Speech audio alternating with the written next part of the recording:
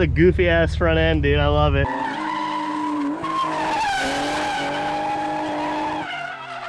It's got some junk coilovers. These are Max PP Pod rods. Oh no. Flush cut zip ties, always. What are we calling this?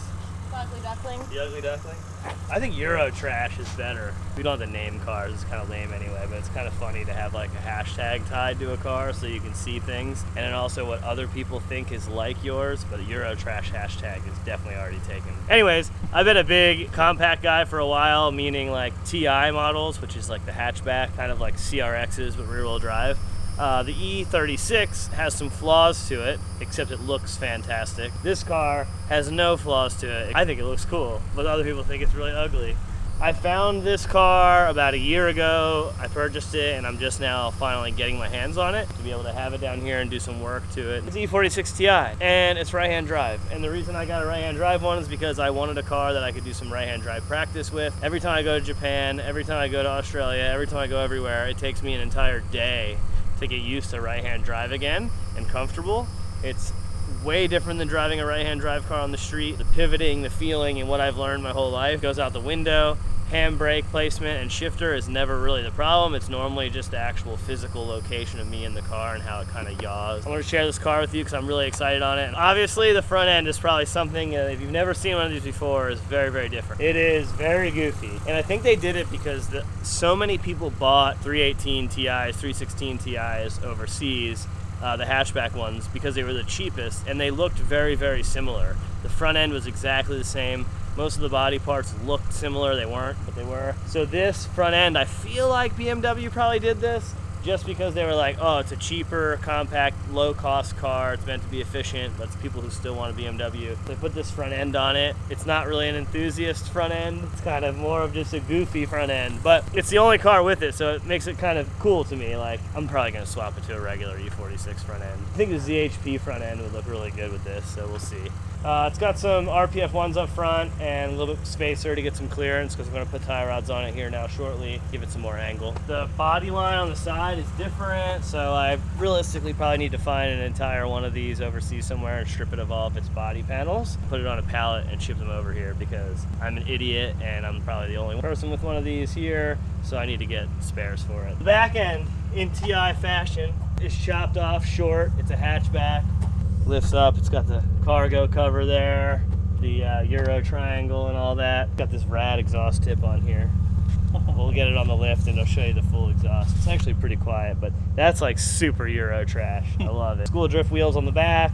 It had some nice staggered ZHP wheels on it. It's a slick top, no sunroof, ultimate headroom and lightweightedness. The gas door is back towards the stock position. On the E36 Ti, it's all the way up here, all goofy, and it's because it runs similar to stock E46 gas tank and stock E46 suspension. And that's a big thing because the E36 Ti had a really shitty rear suspension design from the E30, and this has been upgraded. It has the same rear suspension of the E36, E46 that has all the grip and all the settings, and everybody makes parts for already. The outside's pretty sick, and I'll show you what it's like inside. So inside, dude, the seats match the outside. I love these seats. Pistachio. They're like a million way adjustable sports seats, similar to like ZHP interior, but they have cloth center, which is nice. Get some more grip in there. It is manual. I think it's always been manual. It has super low miles on this thing. It's only got like 68,000 miles, I think. Obviously, typical E36 sag. Driver window doesn't work. What else is new? Cool things with E46 stuff, which many people already know, but they have a column that goes up and down and in and out, so lots more adjustment there. Mini disc player, dude. I gotta burn some mini discs. Yeah, they're discs still. They're cassette type things. But yeah, so I'm gonna get some of those and check that out because the radio actually works. But yeah, super sick interior. I already transported a bunch of stuff in it when I brought it down here from Washington, with the seats folded down. I had a S2000 motor and transmission and a bunch of other things in the back of it. Now I'll show you under the hood because I'm real stoked to show you that. Okay, so this entire drivetrain has been swapped with a 330. So it's got the 3-liter dual Vanos, like a larger intake. I bought it like this. I've done none of this so far. It's E-fan setup on here. Depending on what we end up doing with this, I might end up putting a clutch fan on it and putting it back to that because the E-fan doesn't quite work as good. It's got cheap coilovers. The whole swap was done super nice. All the cables, everything's.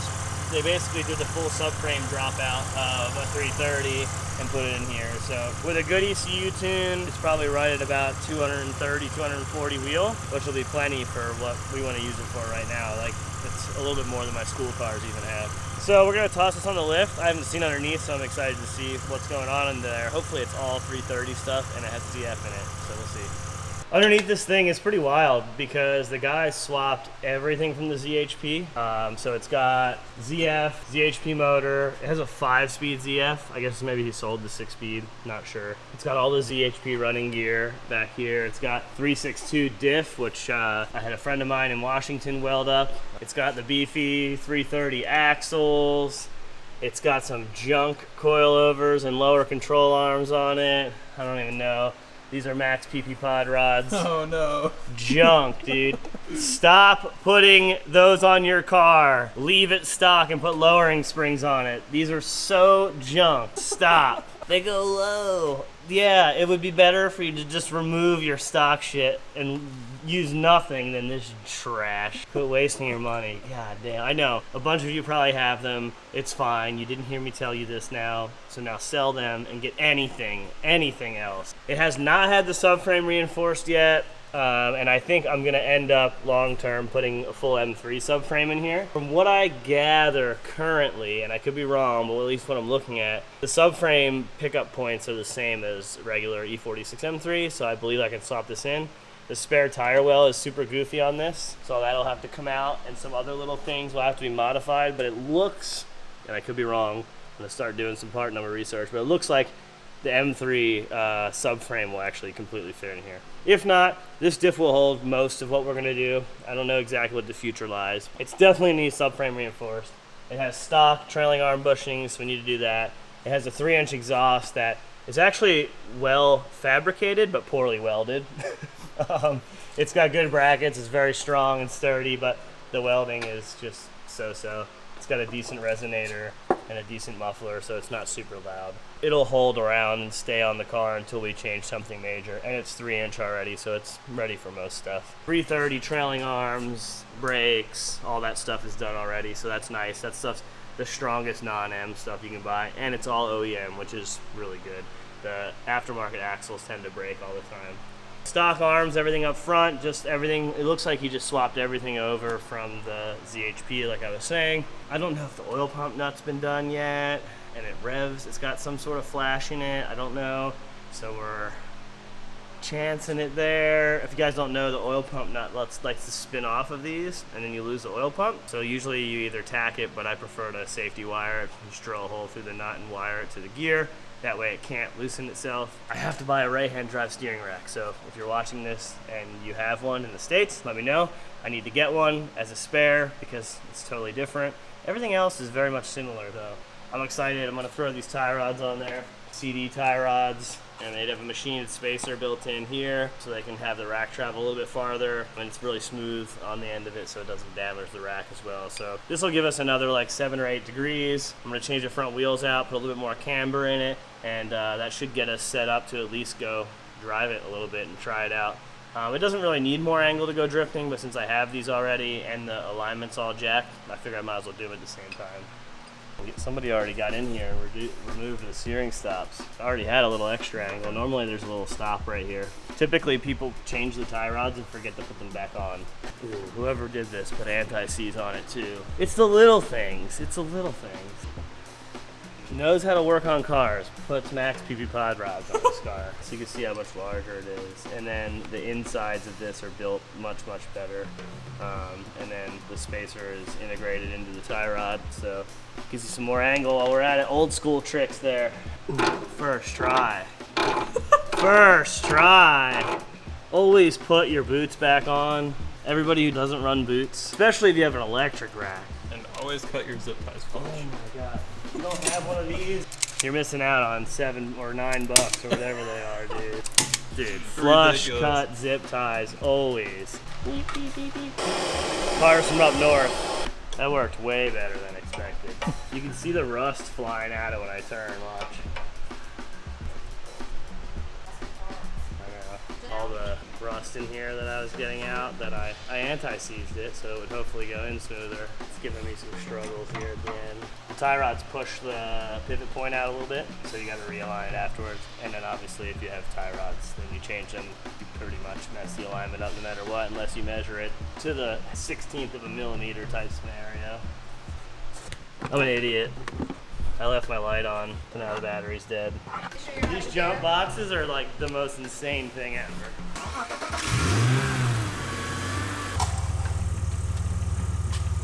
All right, my guess was 2980. You were 3100. What's your guess? I'll be on the 3000. So you're 29, 31, 3000. Gotta let it sit for a second. Oh! Let it go for a second. It's gotta sit. I also gotta balance it. Lost 2 pounds. So 3070 full tank. Obviously it's heavier than stock because it has a 6-cylinder, has a ZF, which is about 25 pounds heavier than a Getrag. It has a bigger diff in it and axles, so that's probably another 50 pounds. And then the brakes, it's got 330 brakes, so the heaviest front and rear brakes pretty much. So there's probably 350 pounds added into it over stock. 3068. Damn, it's 100 pounds heavier than I thought. I'll just drain all the fuel and then it'll be exactly what my guess was. Let's go drive it. All right, we just unloaded at the compound. We're gonna run the regular layout because it's what I'm most comfortable with, and just take some laps and see how this thing does. And the bonus of getting some right-hand drive practice. It's got the typical like way far back handbrake action going on that probably isn't gonna work. Stock steering wheel, shitty shocks. We'll figure it out though.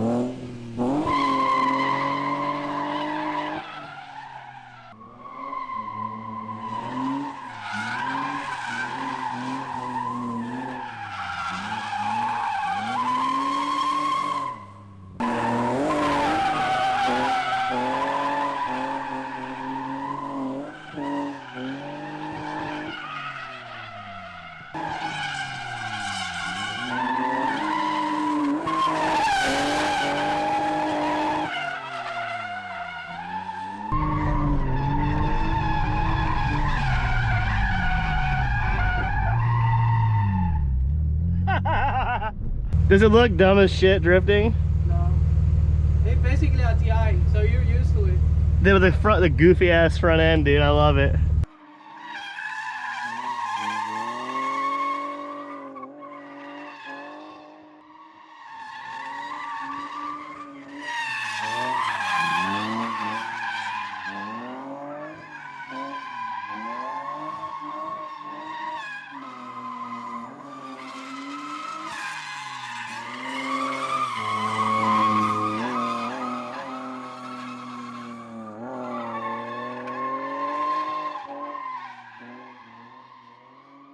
Dang, that is close. So close. I mean, at angle, the bumper was probably right at the edge of the concrete, so not too bad. She was ripping though. Yeah. It reminded me a lot of the Green A6. Did it? Power-wise, Oh, yeah. power to grip wise? Yeah. Yeah, probably. And no handbrake, so the driving style is like just It's very similar. So similar. Yeah, I think power to tire and grip wise, it was probably pretty close. She rips. Oh yeah. The gearing is so perfect for this place too. It's like just nicking limiter like in the little drop over there. How do you feel about right-hand drive? I feel fine in it. It was a little goofy at first. I had a really close call on that tree I on saw exit. that. I'd like to go see the tire marks on that because it looks pretty good. But no, it's good. The power is great. It's super torquey, and I feel like it's moving pretty good. I feel like shocks, SLR, sway bar, and I'm not even going to do anything else to it for right now. It's really good. And a handbrake. You don't need a handbrake, but if I was tandeming, I would definitely want a handbrake here. Totally. Yeah, going into the back section with no handbrake to slow down and just pivoting the front with like an all-stock car and all like pretty much everything. It works really good. And the tie rods, it has a ton of angle still. Yeah, it looks like I it. feel like it does, so I'm pretty pumped on it. Hell yeah, good purchase.